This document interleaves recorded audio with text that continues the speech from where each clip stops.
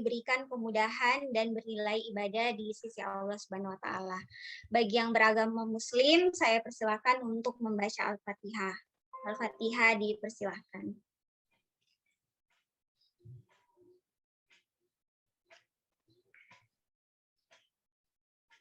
Amin. Oke, selesai.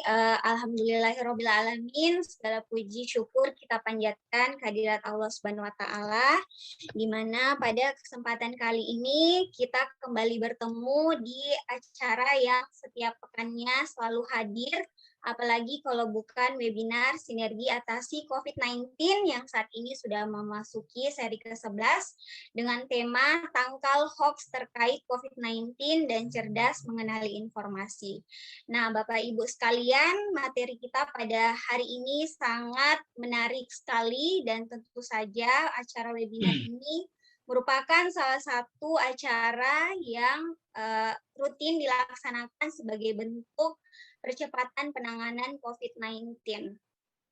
Nah, tentu saja acara ini disponsori oleh Kala Group beserta dengan sinergi dengan partner-partner lain seperti Celebes TV, kemudian ID Makassar, Atira TV, Satgas COVID-19 Unhas, Umpa Channel, Celebes TV, dan juga Wahda TV.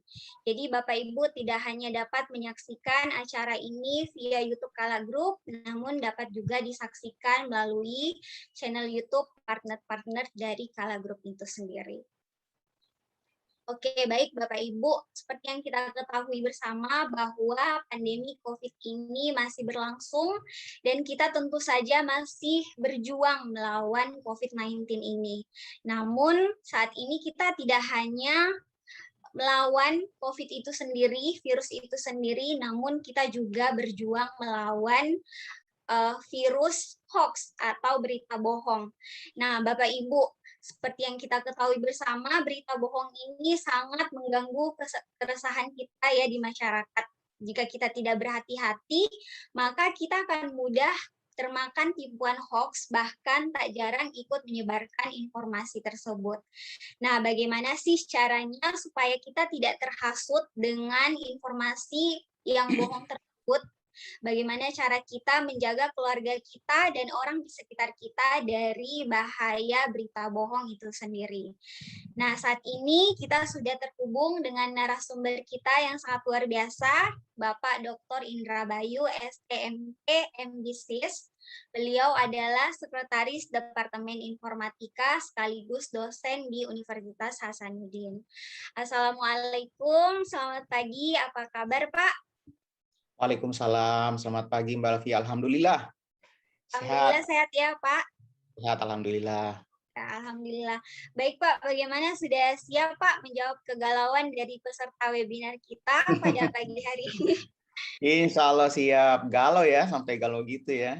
Ya, galau nih Pak, banyak sekali informasi yang beredar di tengah masyarakat yang bahkan mungkin bisa mengarah ke keresahan yang terjadi di sekitar kita Pak. Apalagi kita harus menjaga keluarga kita juga ya Pak dari informasi bohong. Betul sekali.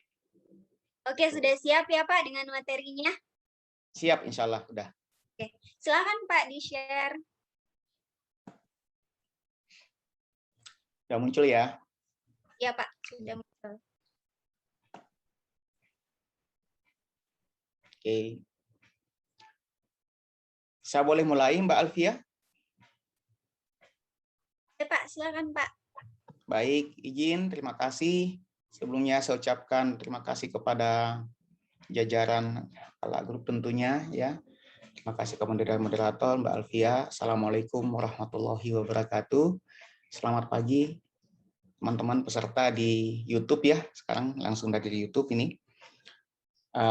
Izin saya ingin menyampaikan materi tentang hoax ya. Hoax di COVID-19. Wah, ini beritanya rame banget nih. Tiap hari kalau nggak dapat berita hoax kayaknya nggak seru juga tuh. Dari WA, dari Instagram, dari Twitter, wah ada aja gitu kan. Yang paling heboh kalau kita langsung main terusin aja. Langsung dapat, wah ini keren ini, langsung forward, langsung broadcast ke grup yang lain. Nah, ini nanti ada materi saya bahas tentang undang-undang ITE, teman-teman. Be very careful for that ya, sangat hati-hati. Mudah-mudahan materi hari ini bisa membuka wawasan, membuka kehati-hatian kita tentang bahayanya hoax itu. Izin memperkenalkan diri ya, kata orang tak kenal maka tak sayang. Head of MP Research, saya di Head of MP Research Group sekarang, ketua research group di bidang artificial intelligence dan multimedia processing. Kebetulan juga sekretaris departemen ya di Informatika Unhas. Staf ahli IT Industri Pemprov juga, dan Wakil Ketua Makassar Teknopark, juga praktisi di Top Coach Indonesia. Anyway, sosial media, akses informasi itu cepat dan mudah, indeed ya. Makanya saya mulai dari sosial media dulu. Kenapa? Karena ini big problem nih. Di mana-mana ya, dari YouTube, dari LinkedIn ya. Ya kalau LinkedIn mungkin sudah nggak terlalu ya, teman-teman semua sekarang yang generasi milenial Instagram ya. Kalau saya lebih banyak masih pakai Facebook, dengan sosial media WhatsApp dan sebagainya. Kebayang aja nggak ya, dengan adanya sosial media sekarang, aksesnya kita itu baru bangun pagi aja buka, set langsung sudah ada berita kan. Coba aja tuh ya, mau malam, tengah malam aja masih bunyi tuh grup WA biasa, titit gitu kan, masih bunyi kalau kita kasih notifikasi. Saking dahsyatnya ini media, akses sosial media. Nah, the problem is sosial media akhirnya memang menjadi salah satu facility yang paling cepat untuk dipakai untuk penyebaran hoax itu. Nah, makanya nanti insya Allah ada materi tentang digital literacy, kenapa itu sangat penting. Dan Bapak Ibu, teman-teman semua, saya baru aja baca buku, lupa kemarin siapa penulisnya, betapa adiktifnya itu sosial media ya. Coba aja, Mbak Alfia aja deh coba nggak buka HP 5 menit 10 menit gatal itu tangan, iya kan? Apa ya berita ya? Apa ya teman-teman ya? Itu adiksinya luar biasa sekali sudah.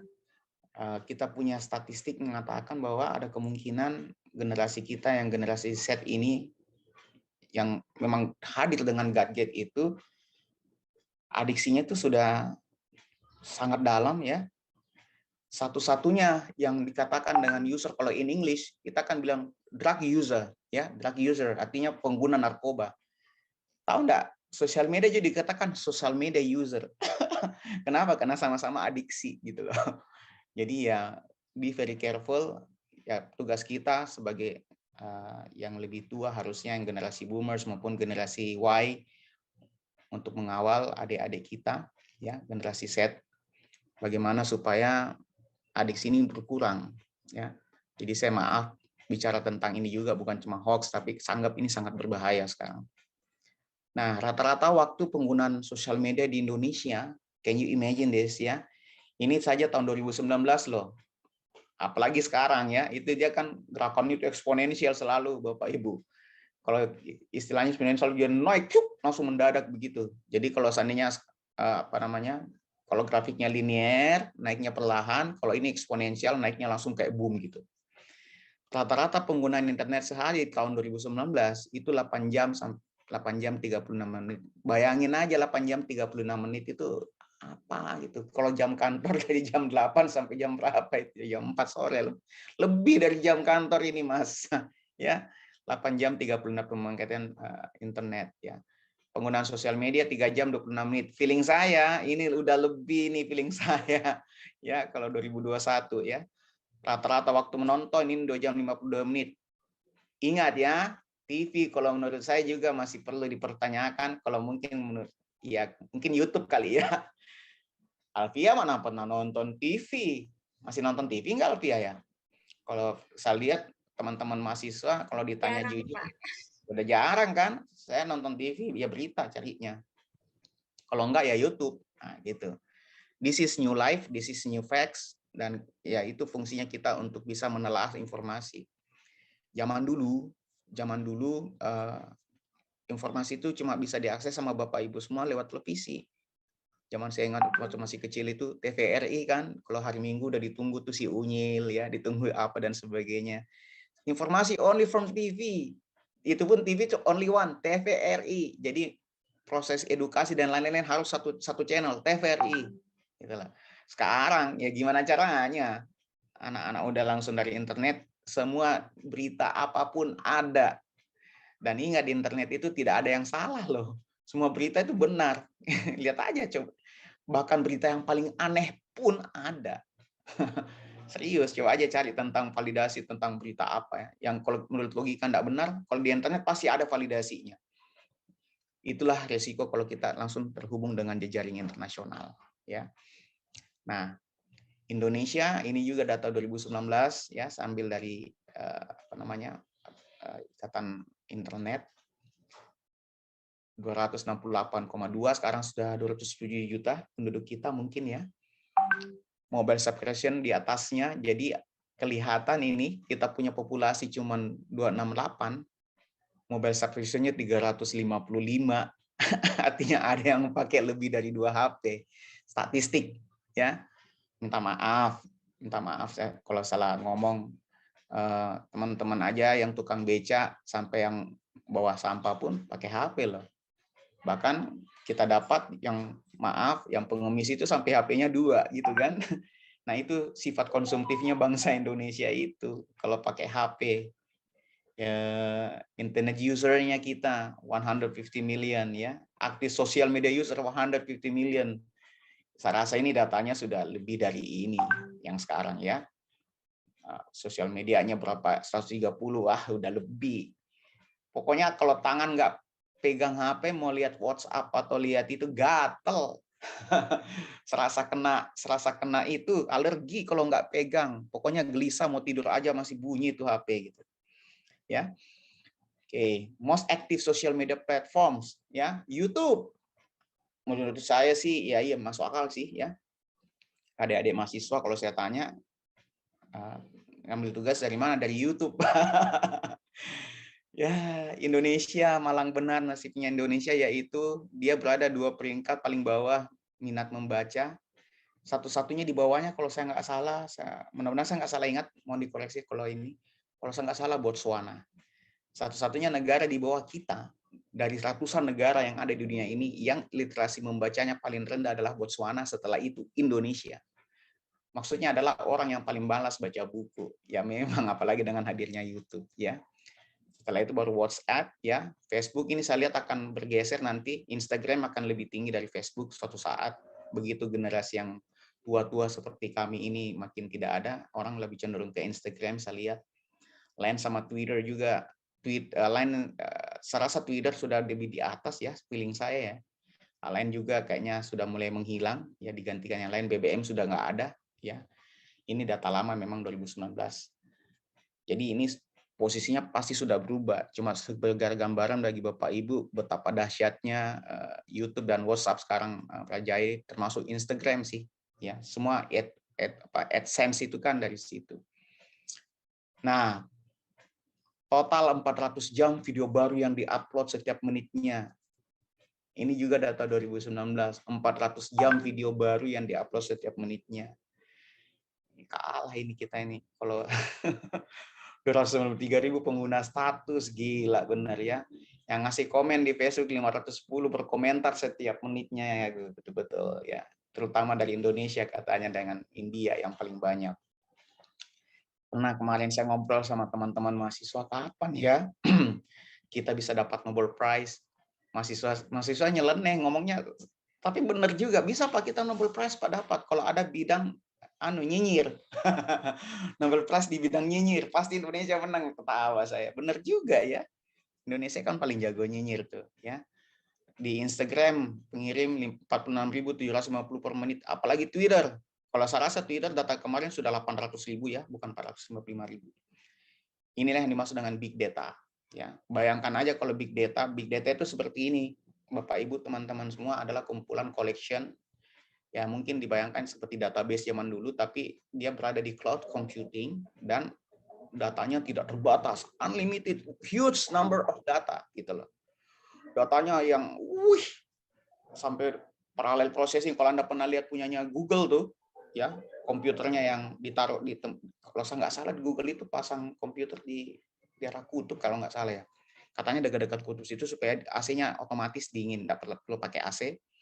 Itu ruangannya penuh dengan komputer, ya superkomputer satu aja itu udah berapa tera million giga dia punya kecepatan ya, disambung-sambung sedemikian rupa. Nah, menjadi suatu big data. Nah, di big data ini Anda bisa bayangkan kalau isinya hoax semua. Aduh, Mak. Gimana coba kalau isinya hoax semua, bukan berita yang memberikan pendidikan gitu. Oke. Nah, media sosial memang itu menjauhkan yang dekat, betul.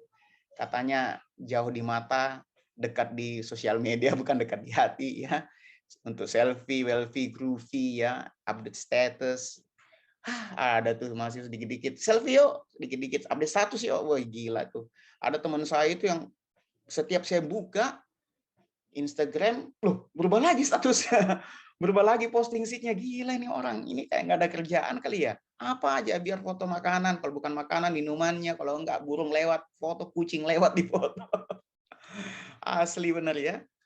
Terus cyberbullying, ini yang cyberbullying, be very careful teman-teman, Bapak Ibu semua. Hati-hati, yang namanya memang kita broadcast, sangat tidak elok. Saya biasa melihat orang saling bully, biasanya saling mengejek-ngejek, saling merasakan ada yang bodoh, ada yang pinter, dan itu semuanya menjadi saksi. Itu aneh banget menurut saya ya, sangat tidak pantas. Ya, perang media sosial, ancaman pornografi pasti ya. Phishing itu adalah kita dipancing dengan sesuatu seolah-olah menarik, pas kita klik, bye-bye si Eham ya. Termasuk phishing sekarang, pengambil alihan WhatsApp lagi rame-rame tuh, hati-hati. Kalau seandainya Bang Anda dimasukkan ke dalam grup COVID peduli misalnya, tolong kirimkan 6 digit yang dikirimkan di SMS Anda. Wah, sudah, itu sudah mau diambil alih akunnya, Bung. Hati-hati ya. Boro-boro itu dosen aja banyak yang kena. Saya di admin itu di grup WhatsApp hampir tiap hari kasih keluar dosen, kasih keluar sementara karena sudah diambil alih ininya. Dan aneh aja, selalu itu pesannya kalau sudah diambil alih WhatsApp-nya selalu ini, ada yang punya pulsa nggak? Nggak kreatif sekali, minta pulsa terus itu yang ambil alih akun ya. Oke. Judi online, indeed ya. Bahkan penipuan dan penculikan bisa terjadi dengan sosial media. Banyak kejadian seperti itu. Plagiarism, walaupun ini di Indonesia tidak dianggap hal yang penting, tapi kalau di luar negeri Anda plagiat, itu sebenarnya sudah cukup memalukan. Ya, plagiarism itu artinya kita melakukan pengkopian sesuatu, hal-hal yang kita langsung main copy aja punya orang. Misalnya saya menulis kata-kata sesuatu di Facebook saya, terus Anda copy dan langsung Anda paste di WhatsApp tanpa men-citing siapa yang melakukan itu, statement itu sudah plagiarism. Di Indonesia biasa-biasa aja. Tapi kalau di luar itu sudah hal yang memalukan. Nah, ini dia yang terakhir nih, ujaran kebencian dan berita bohong. Ini dia yang kita mau bahas, ya. Bukan berarti media sosial semuanya jelek, enggak. Ada kreativitas pasti ya, membagi pengetahuan pasti, membangun, menolong orang dan empati iya. Tapi selain empati juga ada benci. Itu juga, oke. Nah, jadi izin teman-teman, Bapak Ibu semua, saya perlu bahas tentang digital literasi. Kenapa digital literasi penting untuk menangkal hoax? Digital literacy menurut Deakin University adalah kemampuan untuk memahami, memahami, menganalisis. Nah, jadi kalau kita membuka sosial media terus dapat kiriman hoax, kita tidak menganalisis, artinya memang kita tidak paham digital literacy. Something wrong with us, ya. Menurut saya, Bapak Ibu, kalau pemerintah ada yang menonton ini, digital literasi buat masyarakat itu penting, apalagi era sekarang, ya. Dia harus bisa menilai, mengakses, setelah menganalisis, mengakses, oh iya kayaknya ini hoax atau bukan, ya. Dia harus bisa mengatur, mengevaluasi informasi menggunakan teknologi digital. Kata kuncinya teknologi digital. Oke. Artinya apa? Pada saat Anda menggunakan teknologi digital, Anda harus punya awareness, kesadaran. Karena sekalipun Anda ingat, sekarang bukan mulutmu harimaumu, jempolmu adalah harimaumu. Teman-teman, ulang. Bukan mulutmu harimaumu, tapi jempolmu adalah harimaumu. Anda ketik sesuatu, maka punya impact terhadap individu dan masyarakat yang melihat. So be very careful. Hati-hati. Ya. Jangan nanti kalau sudah dipanggil polisi baru nyahok gitu. Aduh, saya enggak saya hilaf Pak gitu. Ya gimana? Jempolmu harimaumu, hati-hati. Pokoknya memang jempol gampang sekali tuh. Katanya lidah tak bertulang gitu loh. Jadi gampang ngomongnya. Jempol bertulang tapi masalah jempolnya ada dua, jadi gampang nulisnya gitu loh. Oke, lidah cuma satu. Nah, digital literasi bukan hanya masalah kemampuan teknis, terkait isu juga, Bapak Ibu. Norma, culture kita dalam menggunakan teknologi sesuai konteks. Jadi di luar itu memang sampai ada prodi yang membahas khusus tentang masalah culture di bidang digital media ini. Saking pentingnya. Ini sekarang anak-anak kita saja yang baru masih SD kita sudah kasih gadget dan dia sudah pakai sosial media, tapi tidak dibarengi dengan pembelajaran digital literasi. Yang punya salah siapa ya? Orang tua. Kita harusnya mengajar bagaimana sih cara bagaimana berkomunikasi di digital media ya. Beda lah, sekarang saya ngomong sama Mbak Alfia, "Hai Mbak Alfia, how are you? Sehat-sehat?" Kan itu enak gitu loh. Tapi di WhatsApp itu kan nggak sama cara ngomongnya. Menulis expression di WhatsApp dan lain-lain itu beda. Menulis sesuatu di Facebook, di Instagram itu beda. Harus ada seninya. Nah, ini langsung dikasih gadget, mereka langsung buka tanpa ada pembelajaran digital literasi sebelumnya. Hancurlah kita. Oke, nah ini jadi mudah-mudahan ada Bapak Ibu pemerintah, terutama dari Dinas Pendidikan maupun Dinas Sosial menonton ini. Penting, hukumnya wajib mulai sekarang masyarakat diberikan pendidikan digital literacy. Tidak bisa tidak, Bapak Ibu, bahaya. Ya, oke. Nah, menurut Rebecca Kodek ya, critical literacy itu harus active reading of all kind of text. Masalah tadi ini saya bilang, Indonesia berada urutan 2 ke bawah. Di bawahnya cuma 1 Botswana yang membaca. Jadi kita memang jarang membaca. Nah, saya diskusi kemarin dengan mahasiswa saya. Saya itu makin banyak baca buku, saya makin merasa bodoh loh. Loh kok bisa Pak? Iya, makin banyak buku, makin banyak sadar bahwa saya banyak tidak tahu apa-apa. Makin membuat saya ketagihan baca buku. Teman-teman mahasiswa bilang, "Pak, masalahnya baca buku itu gimana ya? Aduh, gimana banget gitu. Kayak boring banget." Nah, itu dia. Oke, memang boring, tapi ya kita harus mulai, aduh, pengen sekali nih membangkitkan teman-teman, ayo dong kembali dong baca buku ya. Daripada kita buka sosial media aja terus tidak pernah baca buku lagi, kasihan banget itu buku bagus-bagus. Banyak loh buku-buku yang kita nggak sentuh ya. Bagaimana mensituasikan text and self in the word ya. Bagaimana thinking for oneself, bagaimana absolute knowing, itu penting sekali. Ya, mendapat insight setelah melihat sesuatu.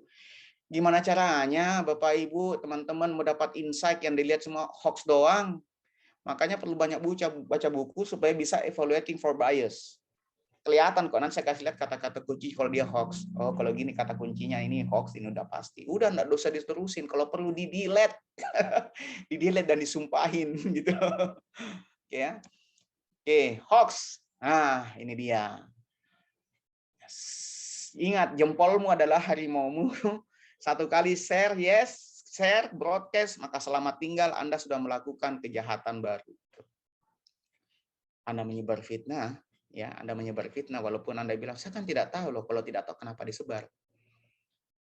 Sebaiknya sebelum menyebar sesuatu harus betul-betul paham. Yang tadi saya bilang, Bapak Ibu, sudah dievaluasi, sudah di-assessment, sudah dianalitik, sudah dipahami. Kalau sudah betul itu dilewati dan yakin betul, bukan berdasarkan emosi. Ya biasanya juga kalau teman-teman juga saya lihat ya, boro-boro ini di grup ini aja deh, di grup WhatsApp perumahan saya. Wah, asli bener. Saya biasa bilang, mohon izin Bapak Ibu kalau bisa grup ini dipakai untuk kita media membahas tentang perumahan kita supaya aman, supaya nyaman, supaya wah, mana saya mau digubris Pak RW-nya aja politik semua. Kampanye.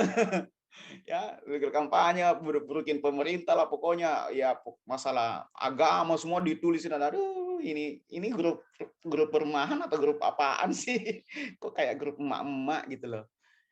Nah, gitu dia. Jadi memang jadi susah gitu. Kalau memang kita tidak sama-sama mulai berpikir bagaimana membangun masalah ini. Hoax adalah pemberitaan palsu, nyata, palsu, fitnah ya. Dia itu fitnah. Bahasa Inggrisnya dari hoax adalah informasi yang sesungguhnya tidak benar. Oke. Yang ini masalahnya, tetapi dibuat seolah-olah benar. Gila itu. Informasinya tidak benar, tapi dibuat seolah-olah benar. Dari sisi psikologi gini, kalau ada kecenderungan kita sudah tidak suka dengan seseorang, anggaplah saya nggak suka dengan Mbak MC, yang walaupun nggak mungkin nggak suka Mbak Alfia, cantik kayak gitu masa nggak disuka, ya seolah-olah lah saya nggak suka Mbak Alfia, misalnya teman saya. Terus ada berita tentang Mbak Alfia, berita hoax tentang Mbak Alfia, pasti saya percaya. Kenapa? Karena mental set saya nggak suka memang orangnya gitu loh. Nah itu dia, Anda tidak suka pemerintah, ada sedikit berita hoax tentang pemerintah, pasti Anda percaya dan Anda pasti sebar. Kenapa? Kadung tidak suka. Nah, masalah pada saat kita membiarkan emosional ikut dalam menyebarkan sesuatu, itu sudah menjadi bencana buat Bapak Ibu. Jempolmu adalah harimaumu. Sekedar men-share, walaupun Bapak bilang, bukan saya bikin kok, saya cuma share, tetap kena undang-undang ITE, Bapak Ibu. Tetap kena. Be very careful, ya. Tolonglah bijak, ayolah gunakan WhatsApp untuk silaturahmi, ya, sosial media silaturahmi. Kalau mau dapat informasi, mari kembali baca buku sama-sama seperti dulu ya. Mohon ini Bapak Ibu dan teman-teman semua. Oke. Elemen berita hoax ya. Nih, ciri-cirinya. Kadang-kadang ada kalimat persuasif yang memaksa. Sebarkanlah. Wah, coba aja. Lihat itu yang hoax. Lihat ada kata gitu kan. Viralkanlah. Nah, gitu kan gitu. Malah ada yang maksa loh. Kalau Anda tidak menyebarkan ini, maka ada itu yang masa apa tuh? Hadis kalau nggak salah, itu juga hadis doif kalau nggak salah ya. Kalau Anda tidak sebarkan ini, maka Anda akan hilang rezeki selama 5 tahun berturut-turut. Apa pula? Atau Anda akan mendapat kesialan. Woi, maksa banget gitu. Kan gitu itu. Nah kalau saudara kayak gitu, aduh Bapak Ibu apa sih yang nggak bisa dilihat? Ya udah pasti hoax lah. Kok menyebarkan suatu kok pakai paksa sih? Maksa banget pakai ancaman gimana ya?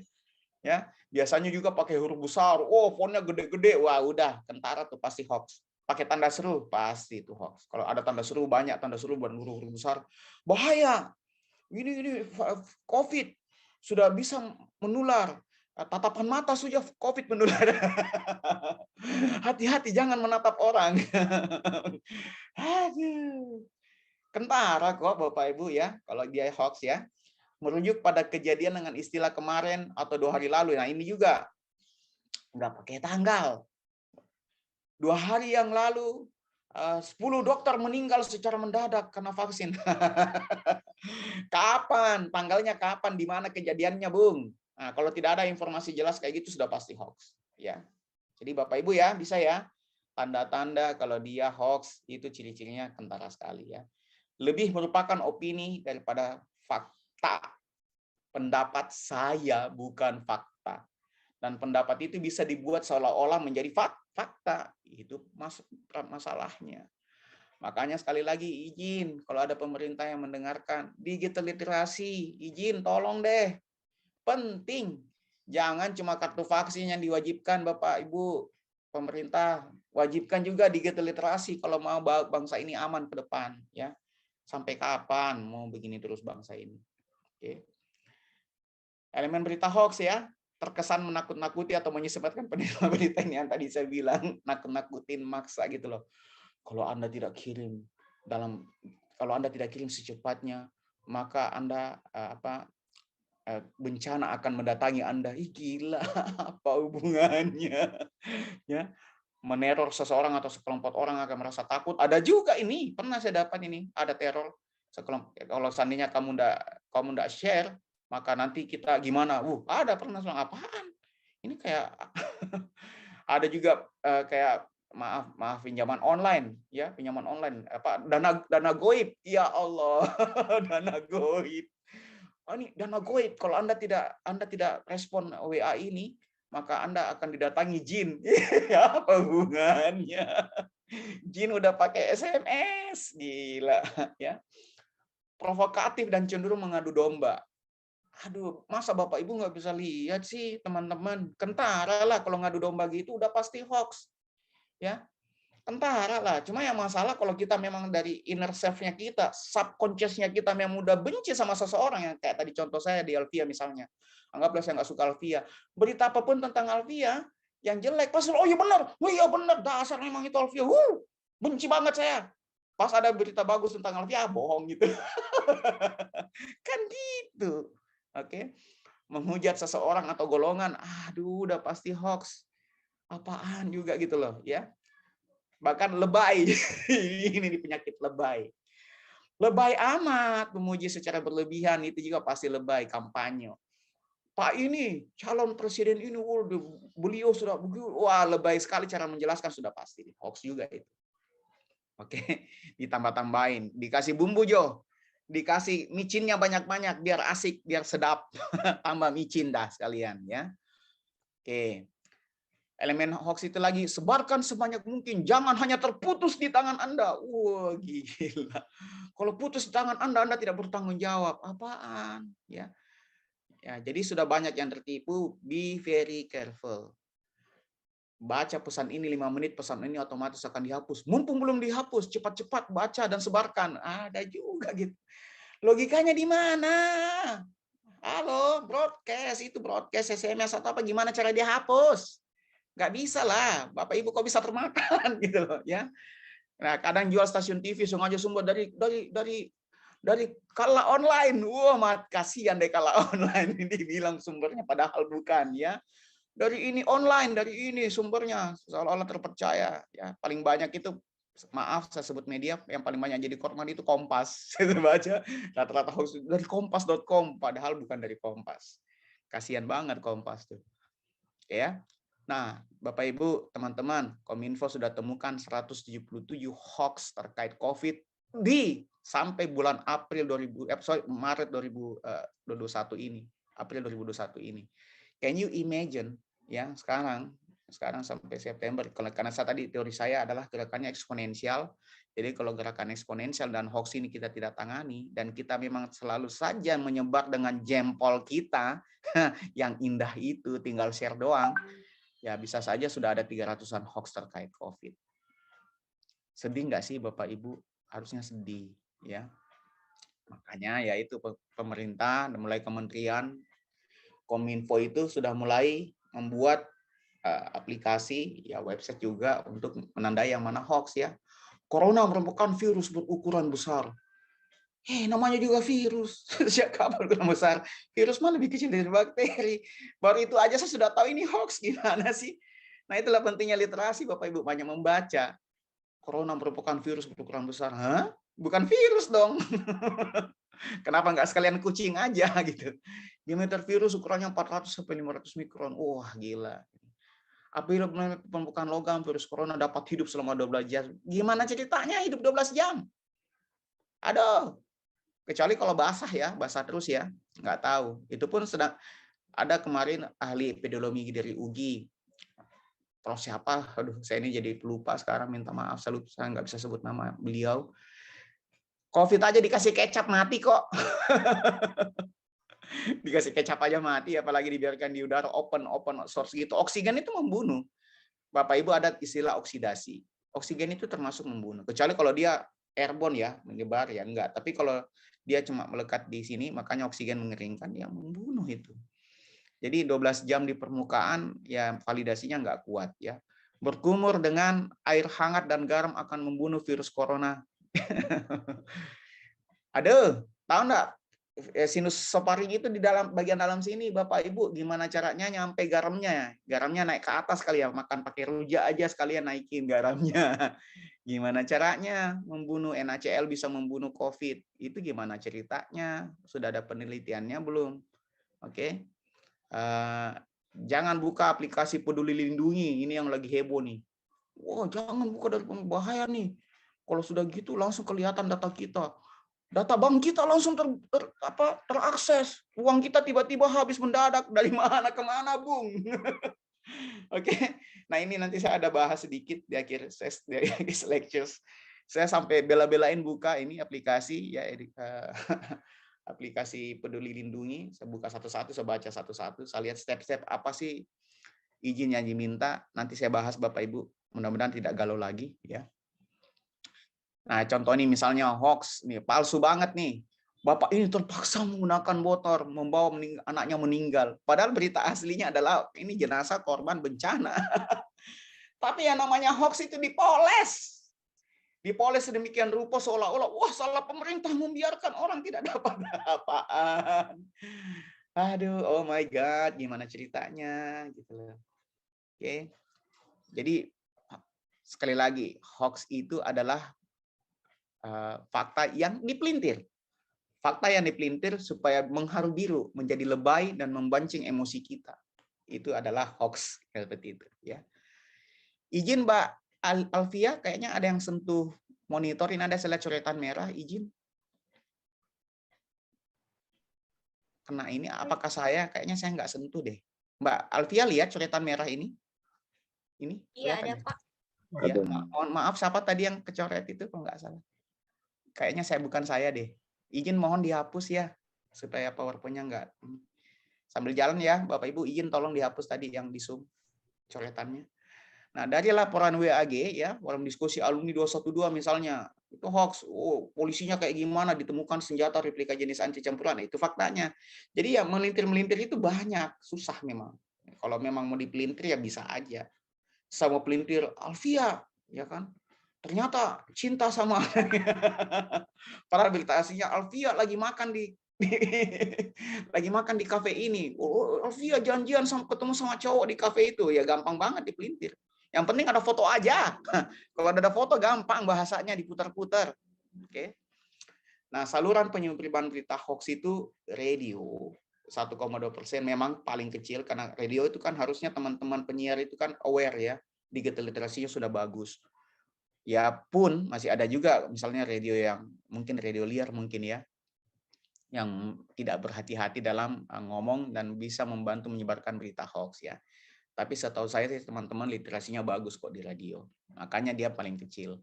Di email ini banyak ya, mulai banyak media cetak. Aduh, mulai juga media cetak seperti itu. Karena media cetak banyak kali ya. Banyak sekali sekarang bermunculan dan media cetak online terutama dan susah kontrolnya ya. Televisi sudah makin kurang ya seperti tadi dikatakan YouTube man ya. Kita sekarang generasi YouTube ya.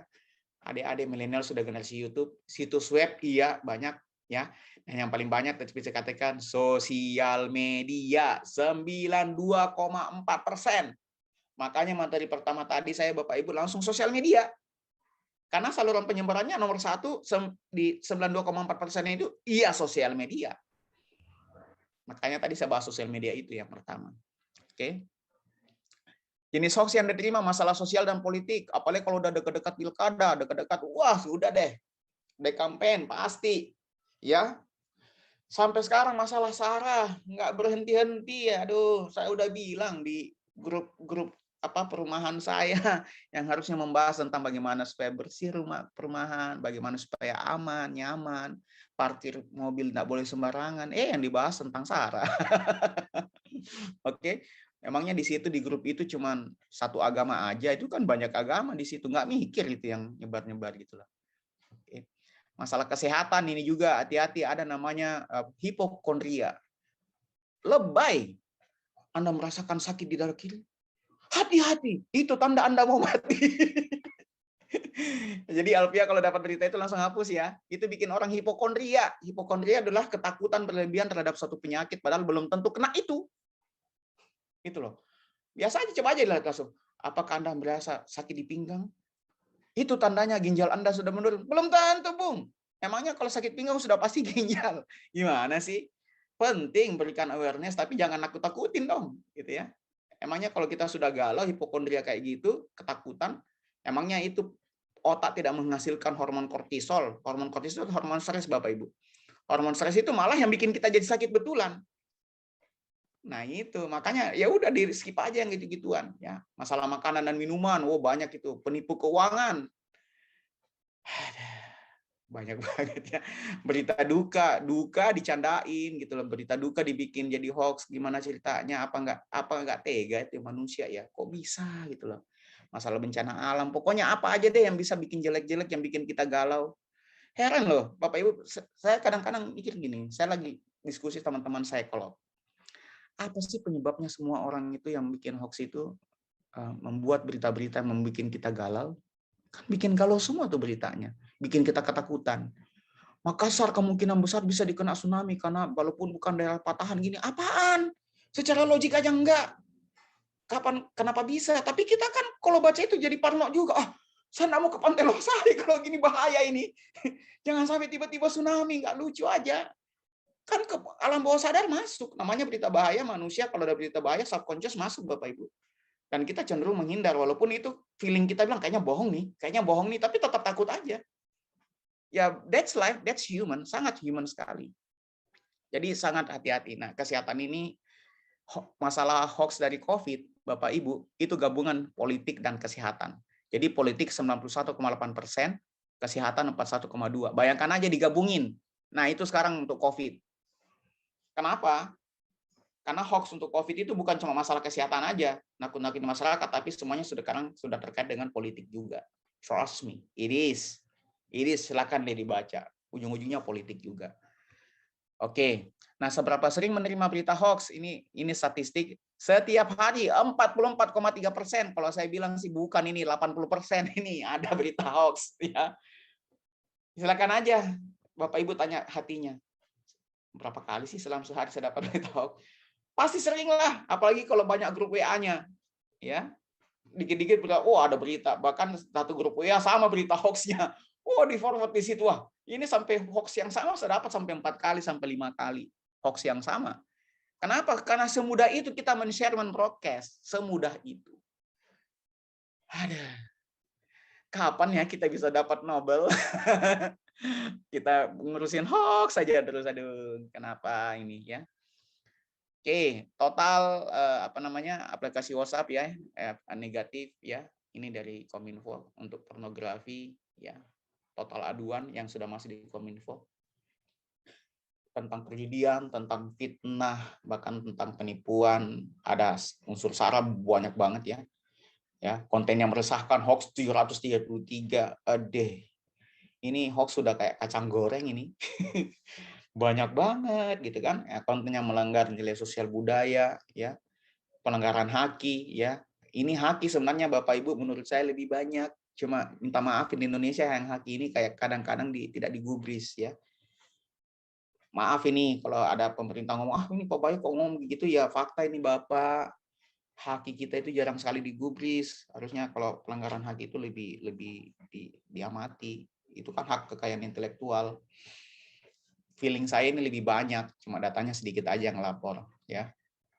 Separatisme, organisasi berbahaya, kekerasan anak, child abuse ya, banyak sekali. Aduh, kalau seandainya seperti ini terus ya ngeri ini. Ya memang harus ada cyber army di bidang digital, itu memang penting. Kenapa? Karena kalau dibiarkan terus-menerus nggak kebayang isi otak subconscious kita ini dipenuhi dengan sesuatu yang tidak bermanfaat, gitu, sama sekali nggak ada manfaat, ya. Oke. Menyikapi berita hoax gimana Bapak Ibu, ya? Nah, kalau saya sih langsung aja delete dan sumpahin, langsung delete dan sumpahin tuh yang nyebar, gitu ya. 8 cara bedakan hoax atau bukan. Pemilihan kata, tadi saya ulang sedikit, pemilihan kata-katanya janggal ya, seolah-olah persuasif, membujuk, atau sekalian memaksa. Kalau Anda tidak sebarkan, maka kalau ini berhenti di tangan Anda, maka wah gila. Ya. Sebarkanlah, viralkanlah ya, kayak gitu. Sumber beritanya kurang familiar, bukan dari sumber yang jelas, atau menjual-jual media yang kasihan, sering dijual-jual media online ya. Desainnya atau lamannya itu aneh, kelihatan kok itu kalau dia hoax. Biasa apa ya? Lebay sih saya bilang kalau hoax itu biasa penuh dengan sesuatu, dan gambar-gambarnya perlu dipertanyakan. Tata tulisnya pun sebenarnya saya biasanya lihat baru tulisan awal saja saya sudah udah pasti hoax. Cara menulis literasinya aja udah nggak benar gitu loh, ya. Tidak ada kejelasan informasi dan waktu. Tadi saya bilang kemarin dulu. Kapan? Hari Kamis lalu ya, Kamis kapan? Memangnya Kamis cuma satu. Ya. Berisi opini seorang dan bukan fakta, ya. Domainnya, URL-nya gratisan. Oke, ingat ya, tanda kutip lagi Bapak Ibu, gratisan artinya yang free blog dan sebagainya, kentara sekali udah ada hoax. Logikanya gini, kalau seandainya URL itu atau domain itu saya beli, betapa sayangnya saya beli domain untuk menyebarkan hoax. Nggak mungkin lah. Itu kan dibayar. Tapi kalau gratisan ya seberapa apa, nothing tulus, nggak rugi ya. Cek Google untuk informasi hoax atau bukan. Boleh Google, nanti saya kasih lihat juga website-website terkait yang membuat Anda bisa mengecek, double check ini hoax atau bukan ya.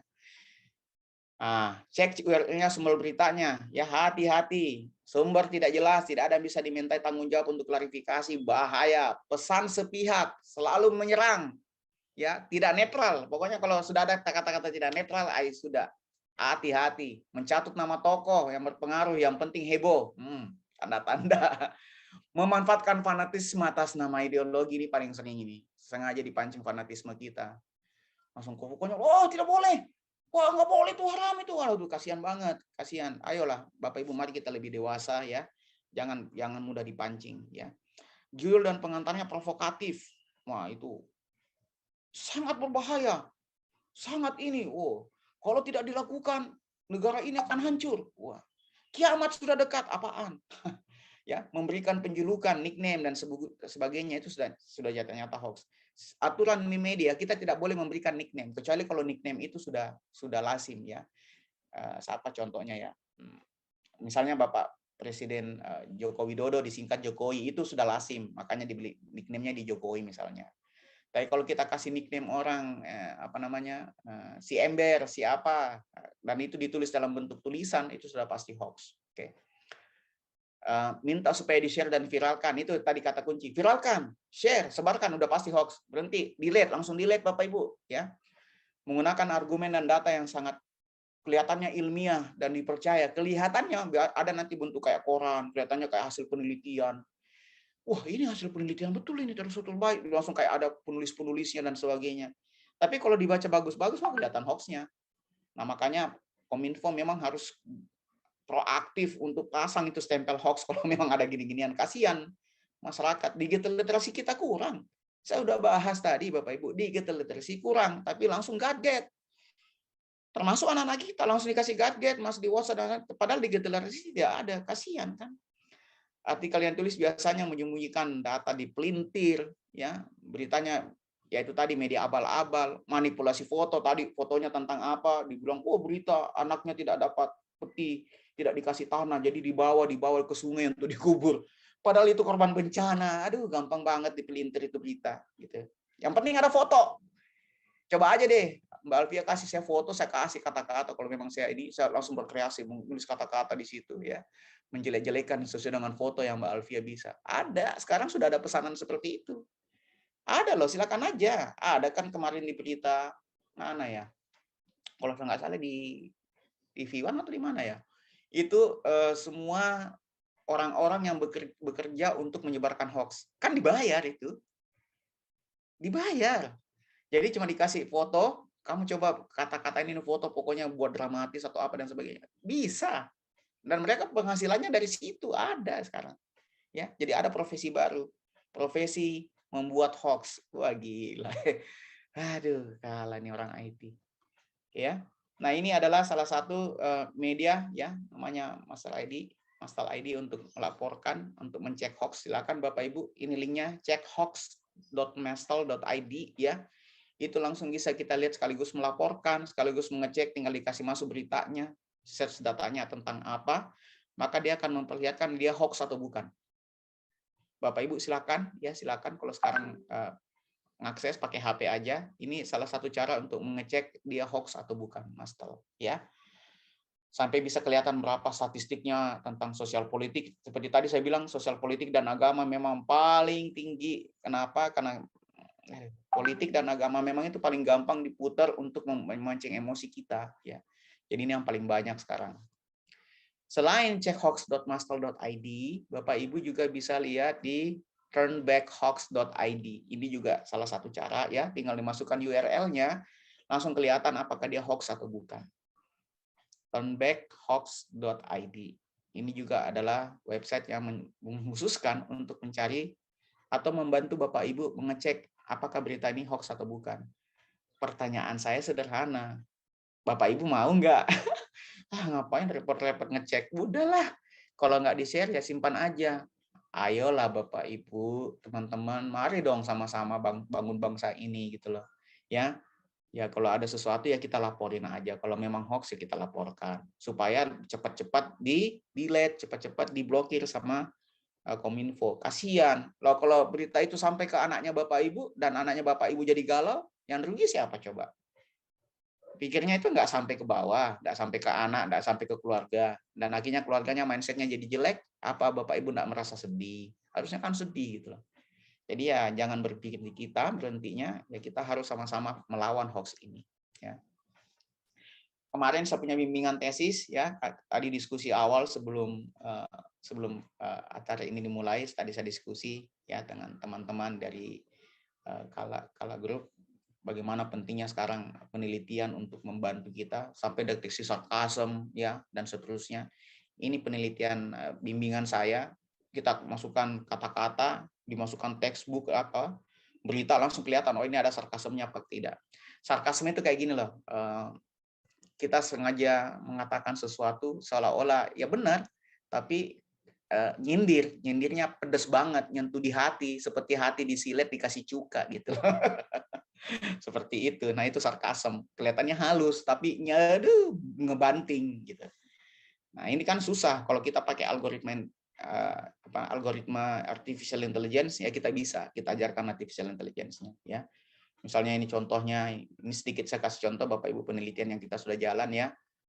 Seorang lelaki terlihat ketika dia merokok di hadapan anaknya yang masih balita itu langsung kelihatan sarkasmenya, langsung dia potong-potong, dia pecah-pecah dulu kata-katanya. Namanya natural language processing. Ini di research group kami sedang lakukan, bahkan kita ada studio khusus untuk melakukan ini. Ya, NLP natural language processing, mendeteksi sentimen masyarakat dan sebagainya. Ya. Ini juga sistem deteksi hoax kita sudah bikin bimbingan saya ya. Selain yang tadi link-link yang tadi, ini lebih enaknya adalah karena langsung di HP ya. Jadi kalau ada link berita langsung kita tinggal klik, langsung dia masuk ke HP kita, langsung jangan ngecek apakah dia hoax apa enggak. Jadi tidak perlu ketik URL kayak yang tadi. Ini banyak kita sudah bikin aplikasi-aplikasi ini dan kemarin saya sudah minta untuk di-upload ke apps, saya sudah minta mahasiswa, tolong di-upload, dibagikan kepada masyarakat untuk membantu pemerintah ya. Setidaknya kita punya kontribusi lah, ada teknologi yang kita ciptakan untuk membantu mendeteksi hoax. Aplikasi ini itu langsung jadi tadi turn back hoax itu tadi, pokoknya semua website yang termasuk websitenya Kominfo yang memuat tentang berita-berita hoax, memvalidasi hoax itu langsung kita web crawling ya untuk cross validasi kalau ada berita-berita seperti yang tidak benar. Ya, dia langsung cross check dari semua website yang untuk melakukan turning back hoax itu. Oke. Nah, ini sederhana sekali nih deteksi hoax, tinggal masukkan link, URL cek link. Jadi tidak perlu buka ini langsung cek link, cek kelihatan hasil analisisnya berapa persen dia adalah hoax dan menurut siapa. Menurut linknya siapa, jadi saya tidak perlu masuk ke Kominfo, saya tidak perlu kemana-mana, dia langsung crawling ke semua website mencari tahu gitu loh. Nah, ini tapi tetap aja kembali ke kita mau nggak melakukan itu. Nah, saya biasanya kalau di WhatsApp, pokoknya setiap saya dapat ini berita, saya baru baca aja, kayaknya hoax ini, dan saya udah tinggal ambil URL-nya kasih masuk, udah gitu kelihatan validasi 80-90% hoax. Udah langsung saya tulis di grup, ini hoax, ini hasil deteksinya kita. Langsung berhenti tuh. Oh, hoax Pak ya? Iya, ini kita sudah deteksi menurut ini dari sumber ini sudah. Harus diberhentikan, Pak. Hoax itu jangan dibiarkan, jangan cuma dilihat ya. Tapi pada saat kita bilang dia hoax, kita harus ada bukti. Karena kalau kita bilang hoax buat tidak ada bukti ya fitnah juga jadinya. Oke. Ya, ini sistemnya. Nah, apabila menemukan konten negatif di media sosial seperti berita bohong, pornografi, dan lain-lain, say no to hoax, turn back to hoax. Pokoknya aduan kontennya silahkan. Ya, ini juga aduan konten ID di Kominfo silahkan. Oke, sampaikan Bapak Ibu.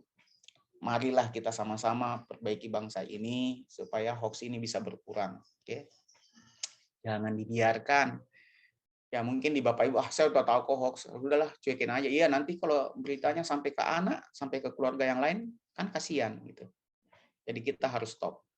Sedikit saya bahas tentang Undang-Undang ITE, ya. Bersikap bijaklah di dunia maya. Ingat, jempolmu adalah harimaumu. Hati-hati mengunggah konten, bahkan memforward, membroadcast ulang, copy paste, copy paste ya. Copy paste aja itu sudah kena, walaupun bukan Bapak Ibu yang bikin. Walaupun itu cuma forward. Mas, saya kan cuma forward, Pak, waktu ditangkap polisi. Ya iya, kena juga. Undang-undang ITE kan termasuk mendistribusikan secara elektronik. Nah, Ibu Bapak Ibu forward itu kan mendistribusi Bapak Ibu. Makanya ya jempolmu adalah harimaumu. Marilah kita cari berita-berita yang bikin hati ini nyaman ya. Buka berita itu yang bikin kita senyum, bikin tidur kita enak, bukan yang bikin kita galau, bikin kita membenci ya. Ayolah. Oke ya. Nah, jerat hukum untuk penyebar hoax ya sudah ada undang-undang ITE-nya, bukan nakut-nakutin Ibu, cuma ngasih tahu Bapak Ibu ya, ada pasalnya bahwa dipidana dengan pidana penjara paling lama 6 tahun, denda paling banyak 1 miliar. 1 miliar itu banyak loh. 1 miliar kalau beli coto berapa mangkok itu? Banyak banget 1 miliar itu. Oke, jadi ya nggak usah lah kita sebar-sebar hoax. Kalaupun ada berita yang kita rasa benar dengan subconscious kita karena kita benci dengan itu, kita merasa kayaknya benar ini, sebarkan aja biar tambah banyak yang benci. Manfaatnya buat Bapak Ibu apa coba? Ada manfaat nggak? Itu kalau sebar fitnah kan ada dosanya Bapak Ibu ya. Oke. Nah, ini statistik ya yang apa sorry, saya geser dulu ini supaya saya bisa baca.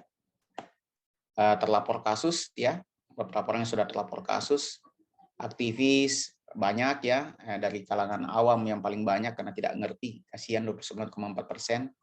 Maaf dari emak-emak yang langsung asal sebar aja, wih ada berita nih, wih bahaya banget, wih sebar gitu kan. Ya kan itu bahaya ya, banyak awam yang kena, guru dan dosen aja yang nyata-nyata udah berpendidikan, yang pendidik pun kena gitu loh. Kenapa ya? Karena menyebarkan sesuatu karena emosi ya, bukan karena logik. Logiknya sudah ada, tapi emosinya lebih duluan, jadi langsung main menyebarkan begitu aja. Bayangin aja lebih banyak guru dan dosen yang kena dibanding supir. Something really wrong. Ada yang masalah dengan bangsa ini pendidiknya. Kok bisa pendidik itu banyak kena kasus? Logikanya justru dia yang harusnya paling sedikit gitu loh. Something really wrong gitu ya. Jurnalis juga kena. Kok bisa? Bukannya jurnalis itu harusnya yang paling banyak memvalidasi, bahaya. Oke. ASN juga banyak kena ya. Masih lebih terhormat ini buruh nih sedikit nih, buruh sama satpam sedikit sekali yang kena ya. Aneh. Nah, aparat keamanan pasti paling sedikit dong karena mereka kan juga tahu aturan. Masa dia aparat dia nyebar hoax, gimana sih? Justru dia yang harus menertibkan, oke? Jadi ini cukup memalukan, maaf saya dosen, saya shock dengan angka ini bahwa guru dan dosen cukup tinggi. Something really wrong ya dengan pendidik kita. Jadi perlu diperhatikan kembali, diluruskan kembali bahwa permainan otak kiri dan otak kanan ini perlu diseimbangkan kembali, jangan pakai emosi ya, harus pakai logik selalu. Oke. Ini dia aplikasi yang bikin heboh akhir-akhir ini, Peduli Lindungi. Sudah pada install nggak Bapak Ibu? Ada di Android, Ya, ada Pak. iOS. Di ya. malahan harus pakai aplikasi ini, Pak, sebelum masuk kantor. Oh iya, oke. Jadi ini saya mau kasih hilang kegalauan. Jadi sebenarnya tujuannya untuk bantu melacak, emangnya. Terus ada untuk informasi zona dan notifikasi keramaian, betul. Ada juga untuk ya ngecek sertifikat vaksinnya Bapak Ibu semua ya.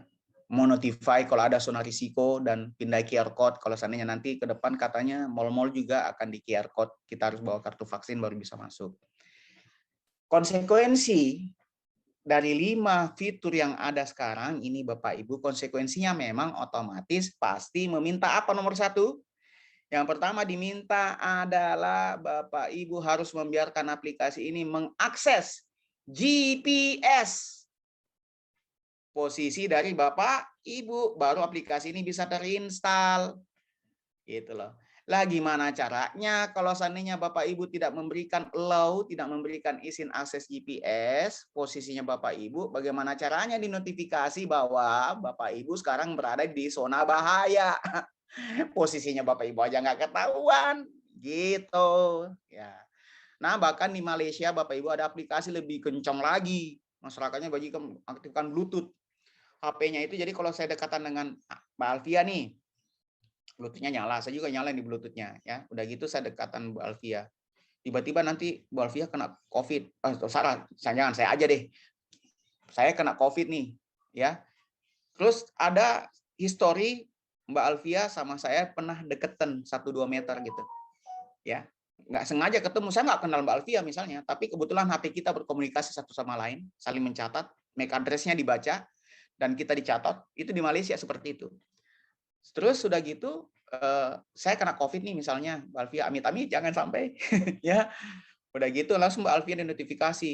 Kemarin Mbak Alfia habis berpapasan atau sempat 5 menit sampai 10 menit berdekatan dengan saudara, tidak disebut nama saya, dengan saudara dengan MAC address sekian, ya, dan sekarang dia sudah kena COVID. Mohon saudara Alfia untuk berhati-hati atau mengecek misalnya, melakukan PCR atau apa, atau swab antigen.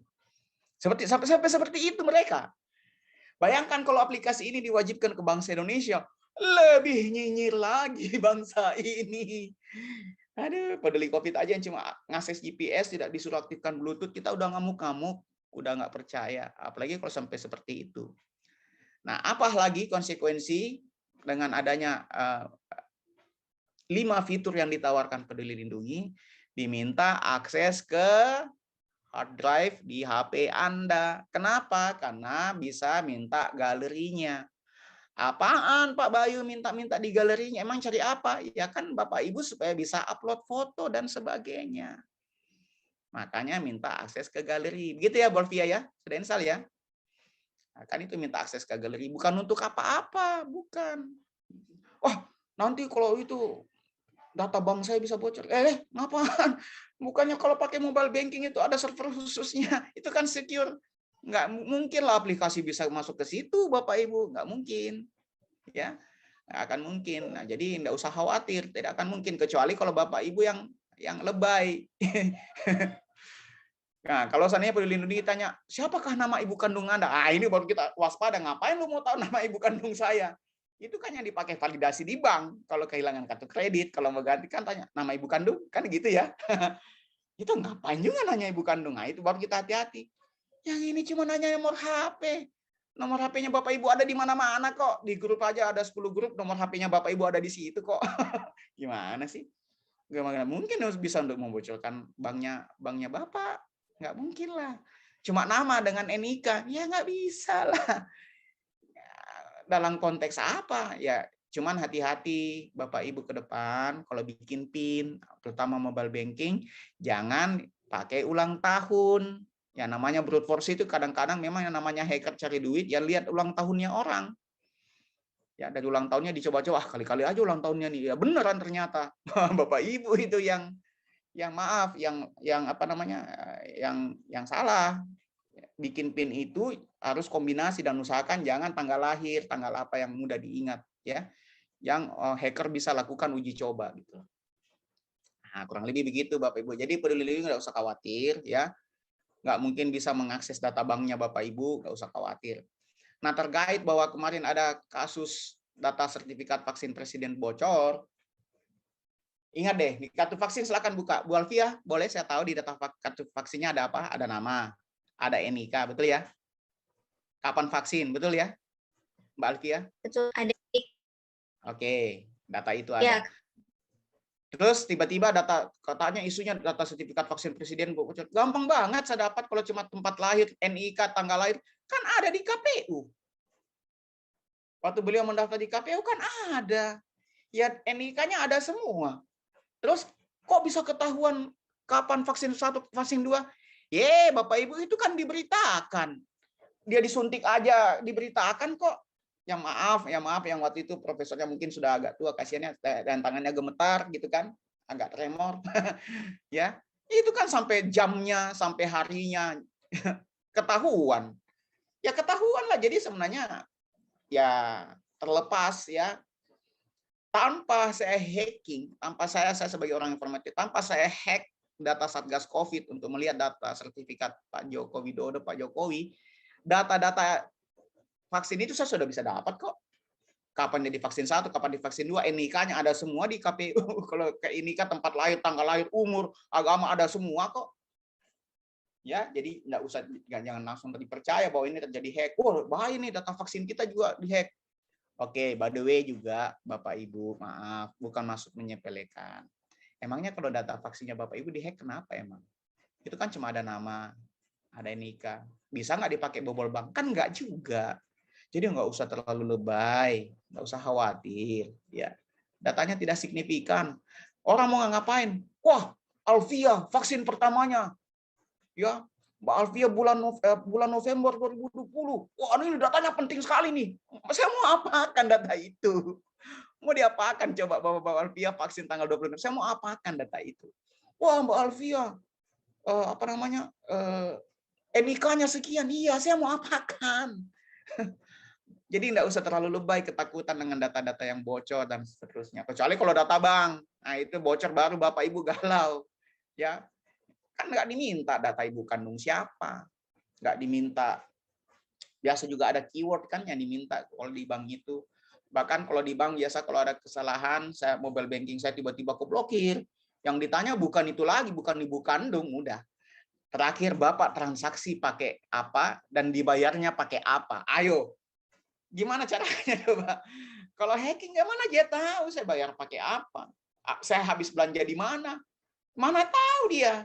Jadi makanya sekarang klarifikasi bank sudah sedetail itu, bukan lagi tanya ibu kandung juga. Sudah tanya, kemarin transaksi terakhir apa Pak? Masih ingat? Oh lupa saya. Oke deh, Bapak bayar pakai apa pembayarannya? Sampai segitunya untuk klarifikasi bahwa betul-betul ownernya ini yang melapor. Oke. Jadi nggak usah khawatir dengan kebocoran data, apalagi masalah kartu vaksin yang datanya cuma sederhana sekali, nggak banyak, ya nggak bisa dipakai apa-apa kok. Oke. Nah, jadi terakhir Bapak Ibu izin saya menyampaikan ya, be think. Maksudnya be think apa? Ayolah. T-nya is it true? Ya, selalu pakai prinsip think. T-nya adalah is it true? Ya. A-nya adalah is it helpful? Apa bermanfaat? Apa ada gunanya? Setiap ada WhatsApp, ada berita-berita selalu pakai ini, think. Is it true? Is it helpful? Ada manfaat enggak? Kalau tidak ada manfaat cuma membuat hati galau, membuat orang jadi emosi, menggembirakan hati Anda yang membenci seseorang dan seterusnya, itu tidak helpful. Boro-boro helpful, apakah dia inspiring? Pasti tidak inspiring. Apanya yang inspiring? Kalau begitu tidak memberikan inspirasi sama sekali, memberikan ketakutan kok. Ya, is it necessary? Perlu nggak? Di mana perlunya? Sama sekali nggak perlu. Ya, is it kind? Apakah dia baik?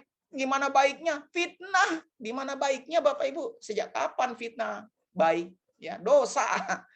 Jadi pakai prinsip think ini setiap dapat berita-berita yang tadi saya bilang ciri-cirinya, sebarkanlah, viralkanlah, bahaya. Gitu. Kalau ada gitu, pakai prinsip think ini. Saran saya langsung delete dan sumpahin aja tuh yang sebar hoax. Ya, sumpahin aja, bukan sumpahin apa, supaya sadar. Ya, baik Bapak Ibu, mungkin sebegitu dulu, bisa kita diskusi selanjutnya. Mohon Mbak Alvia, terima kasih. Baik, terima kasih Pak atas sharingnya yang sangat inspiring sekali. Jadi bisa membuka wawasan kita ya, bagaimana caranya kita bisa membedakan berita yang hoax dan berita yang fakta.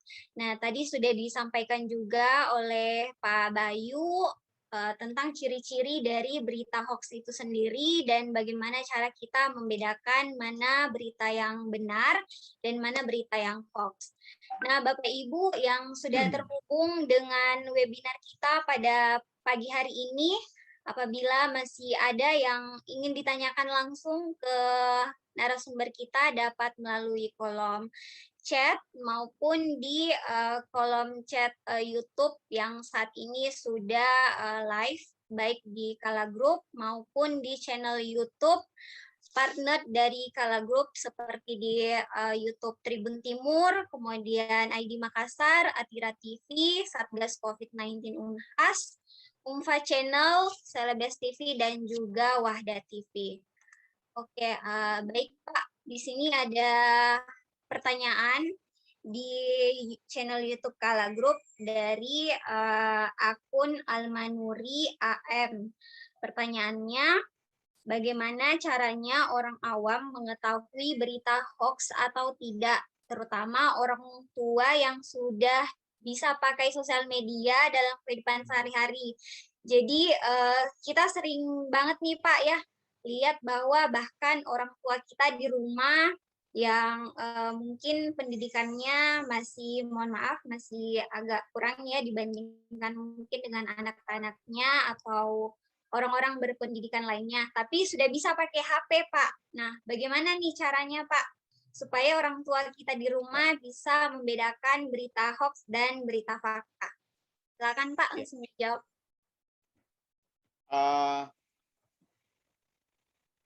Tadi akun ya yang bertanya tadi ya. Ya, Pak, akun. Diprinkan aja kali ini, Bapak Ibu tadi yang bertanya. Ini diprint aja, 8 cara bedakan hoax atau bukan ya. Biasanya beritanya gini, ada kata-kata sebarkan lah, ada kata-kata viralkan lah ya. Tidak ada kejelasan informasi soal waktu ya. Kalau seandainya orang tua kita tidak tahu pakai Google, mungkin lebih bagus disampaikan sekarang ke Bapak Ibu ya, ke orang tuanya. Bapak, Mama, kalau seandainya ada berita sebelum Bapak Mama, kalau Bapak bikin galau Bapak Mama ya, atau Bapak Mama mau share, mau di broadcast kembali, tolong kirim ke saya dulu, saya lihat dulu gitu misalnya ya. Kalau saya sudah lihat, kalau dia memang hoax, nanti saya sampaikan ke Bapak sama Mama gitu loh, supaya jangan disebarkan atau jangan bikin Bapak Mama jadi galau misalnya. Seperti itu. Tapi sebenarnya bisa juga diprintkan ini, dikasih ke orang tuanya ya, supaya bisa oh ini tuh ciri-cirinya, iya begini ciri-cirinya, supaya beliau gampang untuk melihat kalau seandainya ada berita. Memang ya namanya juga kalau orang tua membacanya aja ya biasa, udah deket gini matanya kan udah dijauhin karena plus gitu kan. Ini berita apa? Aduh, oh bahaya ini nak, aduh bahaya lagi kan begitu orang tua. Nah, ke depan ya kalau memang selain ini ya disampaikan juga kalau ada berita gitu klarifikasi ke kami gitu sebagai anak. Ya tugasnya kita saja sebagai anak untuk membantu. Saya ada grup orang tua ya. Kalau ada berita-berita seperti itu biasanya beliau langsung kirim ke grup. Apa berita ini benar, Nak? Gitu mereka. Apa berita ini benar, Nak? Selalu begitu ke saya. Nah, setelah itu saya cari tahu, saya cek langsung, oh iya, benar ceritanya. Oh, benar ya. Nah, apa? Oh, ternyata hoax. Oh, hoax ya? Iya, hoax. Ini sumbernya bilang ini hoax. Jadi di grup kami di keluarga sendiri selalu begitu. Apakah berita ini benar? Nah, jadi bagus sekali kalau kita grup keluarga itu selalu kalau ada berita gitu dikasih masuk di grup keluarga, terus ditanyain, tolong dong klarifikasi ini benar enggak, supaya kita ada saling klarifikasi. Kakak saya, sering banget itu, ih ngeri sekali ini berita gimana gini, benar enggak ini beritanya dek? Selalu nanya ke saya dulu di grup keluarga. Nah, itulah gunanya grup keluarga, betul-betul selain silaturahmi, saling memberikan informasi yang benar. Nah, mungkin begitu. Mungkin begitu ya, Mbak Alfia. Baik Pak, berarti memang selain dari pribadinya sendiri, kita juga sebagai orang-orang di sekitarnya harus ikut mengedukasi ya Pak, bagaimana Iya, membedakan berita hoax dan fakta. betul sekali. Ya Pak, ya. Oke Pak, baik Bapak Ibu yang sudah terhubung dengan webinar ini bisa langsung menanyakan di kolom chat, baik di channel YouTube Kala Group maupun di partner dari Kala Group sendiri. Oke, baik Pak. Sambil menunggu pertanyaan nih dari peserta kita, saya sangat tertarik juga dengan materi yang Bapak sampaikan tadi. Nah, saya kadang-kadang tuh berpikir Pak, apakah sebelum informasi itu tersebar ke masyarakat, apakah tidak ada filter khusus dari cyber misalnya yang mendetek bahwa berita ini adalah hoax dan tidak boleh disebarkan ke masyarakat luas. Apakah tidak ada tindakan preventif, Pak? Ya, sekarang kan sebenarnya yang paling berperan ini adalah Kominfo, ya Kementerian Informasi dan Informatika. Kalau seandainya dia di website, ya Dinda Alfia, itu bisa saja mereka melakukan itu, ya. Tapi kalau di WhatsApp, nggak bisa lah. WhatsApp kan ada end-to-end encryption, nggak mungkin mereka bisa masuk, gitu. Jadi kalau untuk memfilter kayak kasus di WhatsApp, misalnya ya termasuk di Facebook kalau memang bukan friend, kecuali kalau di-report ke Facebooknya ya, gimana caranya Mbak? Nggak bisa. Nah, kecuali kalau website. Itulah pentingnya kita ini mereport. Nah, melaporkan kalau dapat berita itu dan disampaikan, kan sudah ada tadi linknya saya sampaikan untuk mereport, baik ke Kominfo, baik ke Thunderbird Hoax, banyak ya website untuk itu sekarang untuk mereport. Karena kalau mereka yang langsung melakukan filter, tadi aja baca di slide salah satu slide saya, hoax itu 300 sampai 350 ya, bukan cuma tentang COVID ya. 300 sampai 350 per hari. Saya kan udah bilang ada orang yang kerjanya memang hidup bukan sebagai buruh, bukan sebagai satpam, tapi pendesain hoax. Dibayar untuk itu. Memang sudah ada profesi seperti itu. Jadi kalau bukan kita juga yang ikut melawan, ya memang setengah mati pemerintah ini akan sangat-sangat kewalahan. Jadi peran serta kita masyarakat juga penting. Hitung-hitung setidaknya berita hoax itu tidak sampai ke anak saya, tidak sampai ke orang tua saya, bikin orang tua saya galau atau apa. Setidaknya itulah usaha preventifnya, sehingga saya laporkan seperti itu. Jadi susah Mbak Alfia, kecuali kalau di website ya apa itu masih bisa Kominfo. Tapi kalau di WhatsApp ya nggak bisa karena ada end-to-end encryption namanya. Ya dia harus masuk dalam grup itu baru bisa dia baca. Gitu ya Mbak Alfia ya. Ya, berarti memang sangat penting sekali ya seperti yang tadi Pak Bayu sampaikan tentang digital literasi ya Pak. Digital literacy, betul sekali. Bagaimana caranya menganalisa ya Pak informasi itu sebelum kita sebarkan. Betul sekali Dinda. Jadi begini Delvia, kalau saya bilang digital literacy ini adalah masalah urgent bangsa ini. Mohon kalau ada pemerintah terutama dari dinas sosial maupun dinas pendidikan, ayolah bikin program untuk itu. Nggak bisa tidak. Orang semua sudah pakai HP kok, pakai gadget. Sampai kapan mau bangsa ini terputar-putar masalah itu aja? Orang udah nyampe di bulan, kita cuma masalah hoax saja terus gitu loh. Kapan kita bisa saingi Cina? Kapan kita bisa saingi Amerika kalau kita ngurusnya hoax terus? Capek. Nah, gitu. Jadi harus sudah saatnya kita digital literasi. Bikin pendidikan, bikin program, pemerintah bikin program untuk memberikan digital literasi kepada masyarakat. Termasuk yang tua, termasuk orang-orang tua, anak-anak, bahkan kaum-kaum yang maaf yang kurang berpendidikan sekalipun itu jauh lebih penting. Boro-boro yang tidak berpendidikan, guru sama dosen juga perlu diajar digital literasi. Karena tadi statistiknya tinggi tuh dosen tuh yang kena ketangkap gitu loh. Ya, oke. Ya lumayan tinggi ya Pak. Iya, kaget juga saya. Harusnya dia yang pakai logik. Tenaga pendidik biasanya termakan hoax apa nih Pak? Biasanya hoaxnya lebih ke emosional, Adek. Dia lebih ke emosional. Yang kita lihat statistiknya itu lebih banyak masalah agama dan masalah politik. Ya, emosional, dia tidak suka dengan sekarang, misalnya tidak suka dengan presiden yang sekarang, ya langsung, pas gitu langsung dia sebar, kena dia.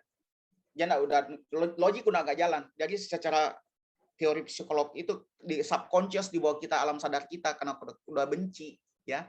Kayak tadi saya bilang kalau saya benci sama Mbak Alfia, tapi kan nggak mungkin benci, masa Mbak Alfia cantik dibenci. Ini loh, di subconscious kita ini loh, itu alam bawah sadar kalau udah kadung benci, berita apapun selama negatif ke orang yang kita benci, langsung, oh ya benar, harus saya sebarkan. Semakin banyak yang benci, semakin bahagialah saya. Apa pula, kan begitu manusia. Kalau kita benci, saya benci Alfia, semakin banyak yang benci Alfia, semakin bahagialah saya. Itu penyakit memang, itu sangat human. Ya. Gitu Alfia ya. Ya, baik Pak. Berarti memang terkait dengan hoax ini masih kita hadapi ya Pak sampai sekarang, apalagi di tengah pandemi. Saya ingat sekali pas awal pandemi itu Pak, banyak sekali berita-berita hoax yang sampai sangat meresahkan pada saat itu. Nah, kalau menurut Pak Bayu sendiri dibandingkan dengan pas awal kita menghadapi situasi COVID dengan pada saat kita di existing sekarang, di mana pada awal COVID itu saya ingat sekali juga banyak orang yang tidak mau vaksin. Nah, sekarang kita sudah mulai terbuka, sudah banyak masyarakat kita yang sudah mau divaksin. Nah, dari Pak Bayu sendiri, bagaimana nih Pak membedakan situasi kita pada awal COVID itu dengan situasi kita saat ini? Apakah masyarakat kita sudah cukup cerdas? Untungnya berimbang ya, sudah mulai berimbang karena informasi yang bagus juga banyak, bukan cuma yang jelek-jelek aja. Jadi literasi masyarakat tentang COVID itu juga sudah mulai seimbang sekarang. Masalah memilih vaksin atau tidak itu kan memang HAM ya, hak asasi manusia. Anda mau divaksin apa enggak itu hak ya. Tapi yang terpenting adalah jangan kalau seandainya Anda tidak mau divaksin, Anda menyebarkan hoax bahwa vaksin itu bahaya. Nah, gitu. Udah diam-diam aja. Kalau Anda yakin, kan setiap orang punya pendapat, nggak apa-apa. Dokter aja beda-beda pendapat kok. Ya nggak? Ya dokter aja beda-beda pendapat. Siapa bilang sama pendapat mereka? Beda, padahal sama-sama dokter loh. Nah, cuma kita hargai, silakan pendapat Anda, silakan, tapi jangan menyebarkan. Bisa nangkap ya? Jangan menyebarkan, ikut menambah yang kamu pikir seperti itu belum tentu benar masalahnya. Walaupun kamu dengan metodologi belum tentu benar. Ya disimpan aja, apalagi kalau melawan arus gitu ya. Ada istilahnya gini loh, anti apa namanya? Anti mainstream. Biasa dengar istilah gitu, Mbak Alfia. Anti mainstream itu Biasa, Pak. bahaya. Penting, anti mainstream itu penting, tapi bahaya. Jadi kalau Anda seorang anti mainstream, tolong bijak. Sebelum menancapkan pikiran anti mainstream Anda, lihat dulu, validasi dulu, penting tidak saya sampaikan. Apakah betul-betul kuat dasar saya? Metodologi datanya benar apa tidak? Dari dulu-dulu dengan sekarang sudah mulai membaik juga, agak membaik kok. Terutama masalah vaksin ya, orang sudah mulai seimbang. Bahkan sekarang yang bukan masalah vaksin apa tidaknya sekarang, kalau saya lihat Mbak Alfia, di masyarakat kalau kita lihat statistiknya ya, lebih banyak ke jenis vaksin apanya. Nah, karena masalah efikasi tadi, oke deh vaksin deh, tapi yang mana nih? Oh, kalau AstraZeneca kan kemarin ada yang meninggal, ada yang apa, ada yang buta, nah itu ada yang hoax juga tuh. Ya, kalau AstraZeneca ada yang sampai gimana, ya memang ada, di Eropa ada sampai sempat dihentikan. Ya, itu data, bukan hoax. Ya. Terus misalnya Pfizer, ya, terus bagaimana dengan Sinovac, katanya efikasinya rendah. Biar kita sudah divaksin masih kena, ya memang masih bisa kena. Siapa bilang kalau sudah vaksin bisa kena? Nah, kayak gitu. Jadi informasi itu sudah mulai luas. Jadi masyarakat, ya alhamdulillah bukan sekarang masalah mau vaksin apa tidaknya. Masih ada sih beberapa yang masih nganggap vaksin ada chipnya masuk. Aduh, mah. Gimana ceritanya ada chip? Kenapa nggak sekalian gudang chipnya masuk, Mas? Ada komputer masuk, ada laptop. Ya enggak lah, nggak seperti itu chip. Saya ini orang elektronika.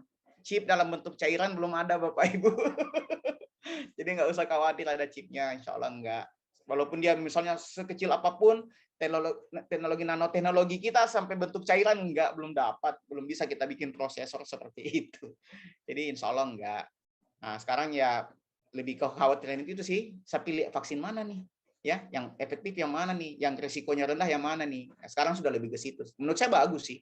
Itu hak setiap orang. Ya, bahkan kalau bilang saya nggak usah vaksin deh, saya jaga diri aja, ya itu juga haknya orang. Ya, kita nggak boleh paksa. Yang penting adalah prokes. Udah tahu gitu ya prokes, ya tahu diri, jangan suka kongko-kongko. Ya itu aja sih. Nah, mungkin gitu Mbak Alfia. Ya, oke, baik. Berarti memang dalam membaca berita itu kita juga harus logik ya, Pak. Kayak Sangat tadi logik. ada chip, itu kan nggak mungkin masuk chip ya Pak pas disuntikan Iya. vaksinnya. Jadi memang betul-betul dalam membaca berita itu selain kita membaca juga harus logiknya jalan ya Pak. Apakah Harus ini make berjalan. sense atau tidak? Seperti itu ya Pak kira-kira. Iya. Oke. Oke, baik Bapak Ibu yang bergabung di Zoom bisa mengajukan pertanyaan juga kepada Bapak Bayu terkait dengan berita-berita hoax yang saat ini menyebar di tengah masyarakat. Oke, baik Pak Bayu, untuk wilayah Makassar sendiri nih Pak, kalau menurut Bapak, apakah warga masyarakat di Makassar ini mudah termakan hoax atau tidak Pak? Dari pandangan Pak Bayu seperti apa? Gimana? Tadi ada data ya Mbak Fia ya. Dosen aja kena pasal. Kena pasal karena menyebarkan hoax. Maksud saya begini, untuk level seorang pendidik aja, dosen bisa kena tangkap gara-gara hoax karena menyebarkan. Ya bisa kebayang yang lain, itu aja deh. Saya susah komentar ya karena saya belum pernah melakukan riset untuk berapa sih potensi orang Makassar akan kena. Tapi kita lihat itu aja data statistik tadi. Besarnya presentasi dosen dan guru yang kena hoax, yang padahal notabene dia adalah orang yang harusnya paling logik dan sebagai pendidik. Bayangkan yang lain. Dosen aja kayak gitu kena gitu loh. Jadi jawabannya kurang lebih ya, menurut saya besar sih, mudah terkena hoax ya. Kalau kita Besar lihat ya, dari Pak. itu, ya sangat Ya. mudah. Karena itulah kalau memang faktor susah, kalau ini ada emosional, subconscious tadi yang saya bilang. Kalau itu yang main, ini mati nih. Jadi otak logik kita mati karena di bypass sama saraf subconscious itu, alam bawah sadar. Respon kita, respon emosi, respon apa yang duluan. Jadi ini istilahnya koslek gitu loh. Katanya orang Makassar, Pak Bambangan Natolo. Orang Makassar gila.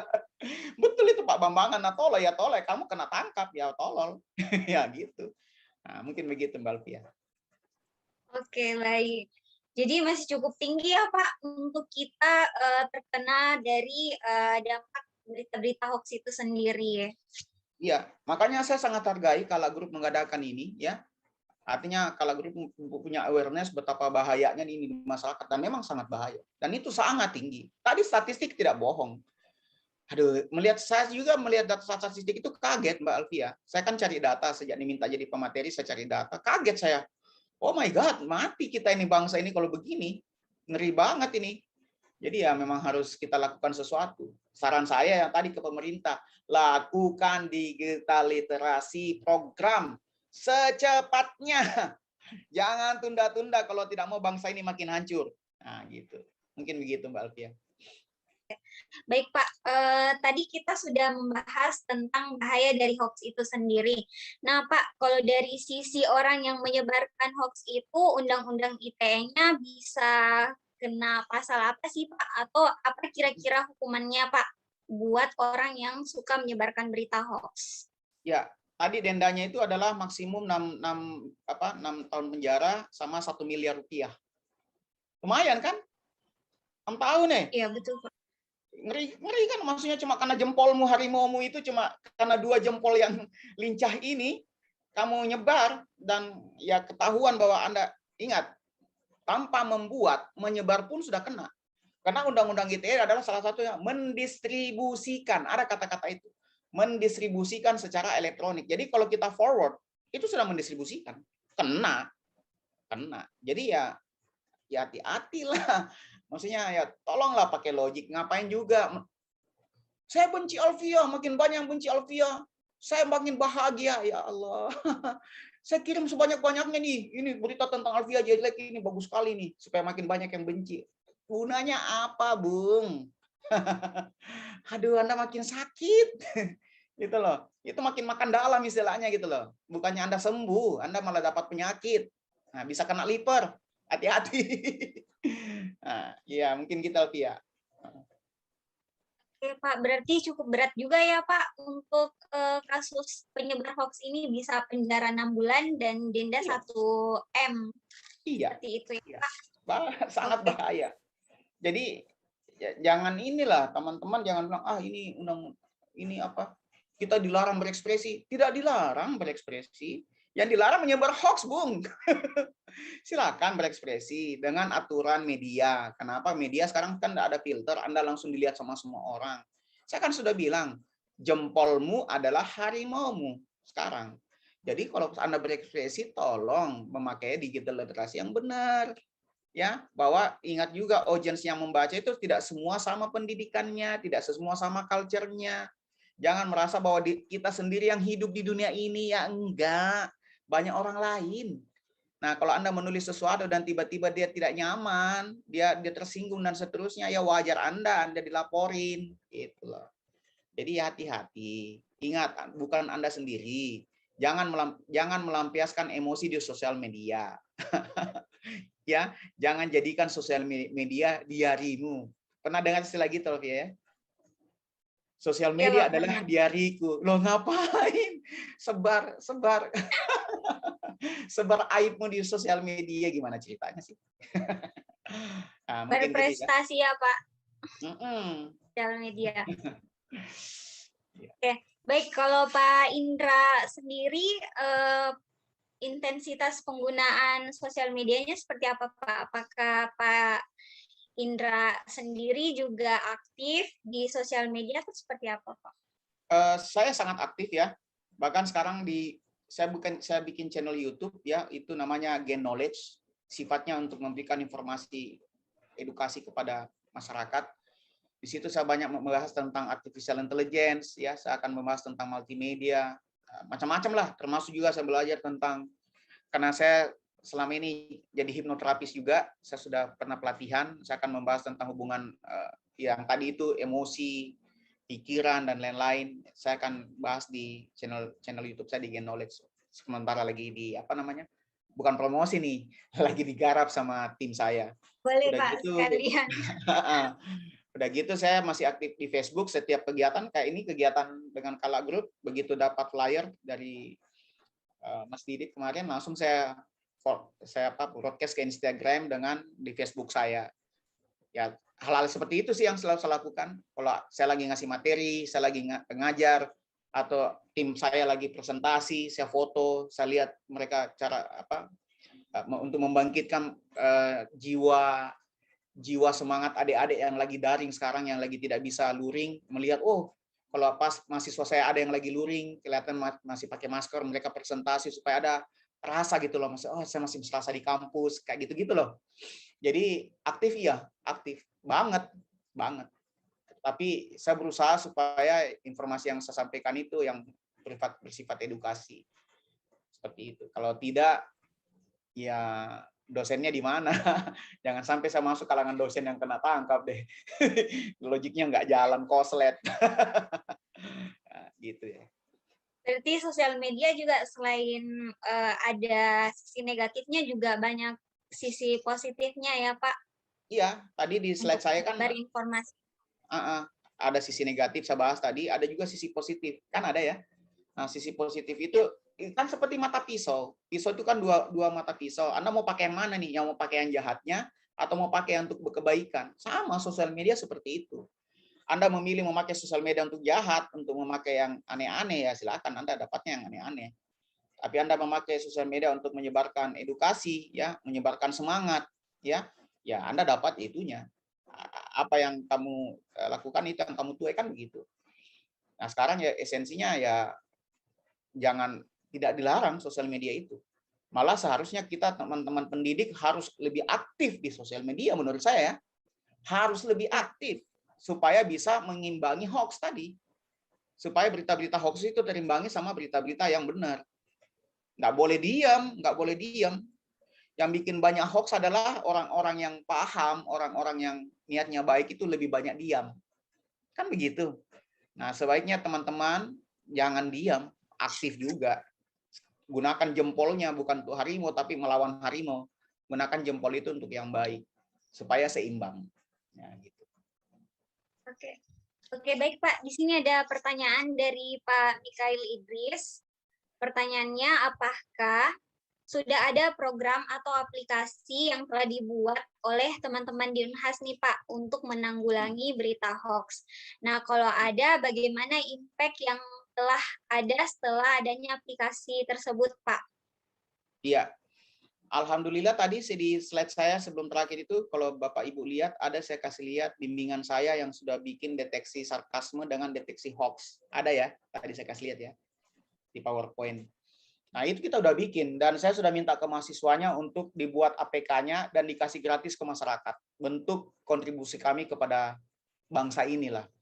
Saya bilang tolong dimasukkan ke Google Play, tapi kita sekarang lagi perbaiki bug-bug, kalau masih ada bug ya, kita masih perbaiki sebelum kita launching, supaya betul-betul sempurna sebelum di launching. Nah, nanti insya Allah Bapak Ibu bisa download di Google Play, silakan aja. Walaupun masih tahap perbaikan, tahap pemulusan istilahnya sekarang ya, kalau jalanan dikasih mulus dulu supaya betul-betul enak pada saat di launching. Di Unhas Iptek jalan, alhamdulillah. Kalau boleh saya sampaikan, di World University Ranking kita nomor 4 loh. Alhamdulillah, nggak sia-sia penelitian kita di jurnal-jurnal Scopusnya, di citingnya kita gede banget. Kalau saya lihat citing kita sampai berapa skornya, 250 sekian. Maaf, di kampus-kampus di Jawa aja yang ngetop tidak sampai segitu citingnya. Kita citingnya luar biasa tinggi. Artinya produktivitas penelitian iptek di Unhas itu sudah luar biasa. Udah kencang banget ya. Saya pribadi malah kalau lihat di teknik ya, di Fakultas Teknik kita prototipe udah banyak sekali, Mbak. tadi sebelum kita mulai ini sesi Zoom ini kan, sesi cerita ini kan tadi saya diskusi penelitian, bahkan terkait bisnis, terkait manajemen. Wih, dunia sudah berubah. Welcome to the new world, ya. Anda yang tidak berubah, yang tidak bisa berevolusi, tidak bisa beradaptasi, maaf, akan mati. Itu prinsip. Ketinggalan ya, Pak. Bukan ketinggalan, Dinda. Mati. Evolusi kan begitu. Sampai mati ya, Pak. Ya. Iya, jadi jangan sampai. Nah, makanya Anda harus ikut berevolusi, ya itu maksud saya. Kita siap sih dari Unhas sudah apa? Bahkan kalau di teknik itu kita ada inkubator ya, inkubator teknologi dan bisnis. Kita udah siapkan, udah banyak yang minta bantuan nanti untuk dibantu startup-nya, dibantu pelatihan-pelatihan. Karena ya alhamdulillah sudah semakin banyak yang sadar bahwa sekarang disrupsi era. Disrupsi itu kayak tsunami, Dinda, Alfia, ya. Tsunami tiba-tiba datang, tiba-tiba aja udah terganggu semua. Oh, ternyata sudah gini ya, nggak sadar. Nah, sekarang strateginya adalah bagaimana kita memberikan pendidikan, memberikan knowledge supaya bisa berselancar di atas tsunami ini. Jangan dibawa, jangan dihanyutkan, tapi kita berselancar di atasnya. Nah, kalau seandainya teman-teman semua sudah berpikir seperti itu, kita nggak bakalan kalah sama Singapura, kita nggak kalah. Gitu, daripada mikirin hoax, gosip hoax terus, aduh kapan majunya, nah gitu, mungkin gitu Alfia. Ya Pak, terkait dengan aplikasi ini Pak, apakah aplikasinya sudah terdaftar di Kominfo Pak sebagai bentuk preventif atau belum Pak? Belum, kalau kami kan bukan mendaftarkan ke Kominfo, tapi langsung kami ke Google Play aja. Dia kan aplikasi biasa, ya bentuk kontribusi tidak berbayar, gratis, silahkan kalau memang mau dipakai. Cuma itu tadi kita belum upload ke Google Play karena masih di fix. Kalau dalam IT ada istilah bug, Alfia. Ya bug itu pada sejalan, tiba-tiba error atau tiba-tiba tidak sesuai dengan platform Android. Android kan macam-macam platformnya, ya iOS-nya macam-macam juga. Jadi harus betul-betul disesuaikan. Kalau platform ini jalan nggak? Ya kalau platform ini jalan nggak? Tidak jadi bug nggak? Atau dia salah? Kalau pas orang ngasih masuk URL, dia nggak salah web crawling nggak? Yang sampai salah kita malah menyesatkan gitu loh. Jadi kita sangat-sangat hati-hati sebelum publish itu aplikasi itu. Walaupun gratis, kita harus sangat hati-hati. Karena jangan sampai malah menyesatkan. Itu bentuk tanggung jawab kita sebagai pendidik. Nah, mungkin begitu. Berarti aplikasinya masih on progress ya Pak? Ya, dipoles terus, ya. Oke, baik Pak, sangat dinantikan Pak aplikasinya dari teman-teman di UNHAS. Siap. Boleh berkolaborasi lagi ya Pak? Insya Allah.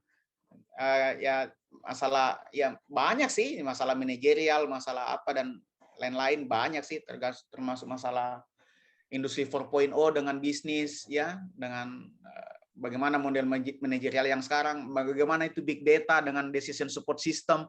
Wih, banyak banget. Banyak sekali ilmu baru yang harusnya kita cepat-cepat sadar dan mulai sekarang juga kita pelajari. Kalau tidak, kita akan dikalahkan sama teman-teman kayak di Singapura. Terlambat kita, Dinda. Harus kita, ayo, fight. Kita nggak boleh kalah, harus semangat terus. Ya, gitu. Baik, Pak. Terima kasih banyak, Pak, atas informasinya. Sekali lagi kami ingatkan kepada Bapak Ibu peserta webinar Sinergi Atasi COVID-19, apabila masih ada pertanyaan bisa langsung ditanyakan di kolom chat live YouTube Kala Group maupun partner dari Kala Group. Oke, baik Pak, nampaknya waktu kita sudah hampir habis juga nih Pak. Saking serunya nih dibahas tentang hoax ya Pak, sangat menarik sekali berita tentang hoax ini. Apalagi hoax ini bukan hanya terjadi pas pandemi ini aja ya Pak, bahkan jauh sebelumnya itu kita sudah dihadapi dengan berita-berita hoax. Nah, sebelum ditutup Pak, mungkin ada pesannya Pak kepada seluruh peserta webinar kali ini, bagaimana sih tipsnya atau bagaimana nih cara kita mengedukasi keluarga, teman, atau orang-orang di lingkungan kita supaya bisa terhindar dari berita hoax ini. Silakan Pak. Baik. Ya, semacam closing statement ya. Iya Pak. Saya cuma ingin sampaikan ke Bapak Ibu, teman-teman semua, berekspresi tidak dilarang. Berekspresi malah dianjurkan. Itu salah satu bentuk aktualisasi diri kita. Oke. Tapi ingatlah dalam konteks berekspresi pun ada aturan main. Ada standar-standar yang harus dipatuhi. Kenapa? Karena kita tidak hidup sendiri di dunia ini. Ya, ada orang lain. Kita tidak boleh memakai platform diri kita untuk sama dengan platform orang lain. Kita tidak boleh memaksa sepatu kita dipakai oleh sepatu orang lain. Sehingga konsekuensinya adalah pada saat Anda sudah melakukan broadcast, menyebarkan, bahkan men-forward sekalipun, tanpa melakukan digital literasi yang baik, nalar, thinking, yang tadi saya bilang ya, think, is it true? Is it inspiring? Ya, is it beneficial? Kalau Anda tidak pakai filter itu dan langsung melakukan forward, maka beritanya adalah ada di Anda sendiri. Ya, jadi sekali lagi Bapak Ibu, mohon lebih bijak. Marilah kita lebih berhati-hati. Mari tingkatkan digital literacy. Ingatlah bahwa sepatu yang kita pakai belum tentu sepatu yang cocok buat orang lain. Ingat pada saat broadcast bahwa banyak mata yang memandang, banyak mata yang membaca, bukan cuma dari golongan maupun mindset pikiran Anda sendiri. Jadi mari sama-sama menjaga, saling menghormati, ya. Sebarkanlah hal-hal yang baik, yang inspirasi, yang membuat orang tersenyum, bangun di pagi hari, membuat orang malam bisa tidur nyenyak, membuat orang saling silaturahim lebih baik dibanding kita menyebarkan fitnah dan hoax yang membuat kita jadi berantakan dan saling cerai-berai. Mungkin begitu deh Alfia, terima kasih banyak. Ya, baik. Terima kasih Pak. Semoga seluruh peserta webinar kita pada kesempatan kali ini bisa mengimplementasikan saran-saran dan informasi yang tadi Pak Bayu sampaikan. Oke, sebelum ditutup, saya ingin menyimpulkan sedikit dari materi yang Pak Bayu tadi sampaikan, bahwa dalam bersosial media itu tentu saja ada sisi positif dan negatifnya. Namun bagaimana cara kita mengedukasi orang-orang di sekitar kita dengan cara memberikan tips-tips yang tadi Pak Bayu sampaikan, bagaimana cara mengenali atau elemen-elemen apa saja sih yang terdapat di berita-berita hoax. Seperti ada kalimat persuasif, kemudian banyak huruf besar dan tanda seru, serta kalimat-kalimat yang berisi opini dan adanya tanggal yang tidak jelas, seperti itu. Baik, terima kasih banyak Pak atas kesempatan dan waktunya sudah berbagi ilmu dengan seluruh peserta webinar Sinergi Atas COVID-19 dengan tema tangkal hoax terkait COVID-19, cerdas mengenali informasi. Baik, terima kasih banyak Pak Indra atas kehadirannya. Terima kasih Mbak Alfia sudah bisa bertemu lagi ya Pak. Amin, amin. Insya Allah sehat-sehat selalu semua. Ya, sehat Bapak selalu Ibu Pak. peserta semua sehat semua, jaga kesehatan, jaga prokes. Ya, assalamualaikum. Maaf kalau salah kata. Kalau ada salah kata, ya assalamualaikum warahmatullahi wabarakatuh. Waalaikumsalam. Terima kasih Pak Bayu. Terima kasih Terima kasih Pak Bayu dan semua Bapak peserta Ibu yang sudah menyaksikan webinar pada siang hari ini.